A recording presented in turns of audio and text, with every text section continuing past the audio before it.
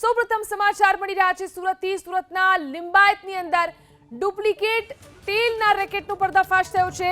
Branded તેલના sticker મારી અને ભેળસેળિયું તેલ વેચવામાં આવતું હતું।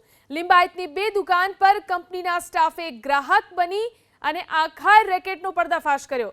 1200 રૂપિયાનો તેલનો ડબ્બો ખરીદી અને 1850માં તેનું વેચાણ કરવામાં આવતું હતું। બ્રાન્ડેડ કંપનીના સ્ટીકર મારી અને તેને વેચવામાં આવતા હતા। વધુ જાણકારી મેળવી અમારા સંવાદદાતા ધનરાજ ફોન લાઈનથી જોડાયા છે। જી ધનરાજ, કેવી રીતે આ ડુપ્લિકેટ તેલના રેકેટનો પર્દાફાશ થયો? જી બિલકુલ, બ્રાન્ડેડ કંપનીના અધિકારીઓને આ બાબતે ફરિયાદ મળી હતી ત્યારે લિંબાયત વિસ્તારમાં ખુદ અધિકારીઓ છે એ ગ્રાહક બનીને ગયા હતા અને કરિયાણાની દુકાન ઉપર આ રીતે બ્રાન્ડેડ તેલની જે દુકાન છે, ડબ્બો છે, માંગવામાં આવ્યો હતો અને ત્યારબાદ તેને તપાસવામાં આવતા આ રીતે તેમને આ કરિયાણાની દુકાનમાં તિરુપતિ તેલના ડબ્બા છે એ એલર્ટ કરવામાં નથી આવ્યા, તેમ છતાં કયા પ્રકારે વેચાણ કરવામાં આવી રહ્યું છે એ બાબતને લઈને ફરિયાદ મળતાની સાથે પોલીસ સાથે દરોડા પાડવામાં આવ્યા હતા।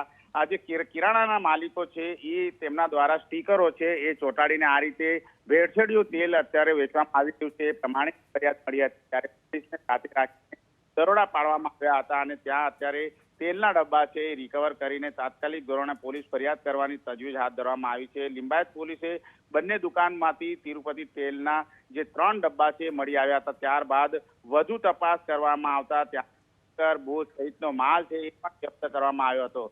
દેવનારાયણ કિરાણા સ્ટોરના માલિક છે બાલારામ કાનુજી તેલી અને હરિઓમ સુપર સ્ટોરના માલિક છે મદનલાલ બેરોલાલ પ્રજાપતિ, તેમના વિરુદ્ધ ગુનો નોંધવામાં આવ્યો છે। મહત્વની વાત છે કે તેલને અત્યારે હાલ પૃથ્થકરણ માટે મોકલવામાં આવ્યો છે અને ભેળસેળિયું તેલ જણાતા આ બંને વેપારીઓની ધરપકડ પણ કરવામાં આવશે। જી આભાર તમામ જાણકારી આપવા માટે।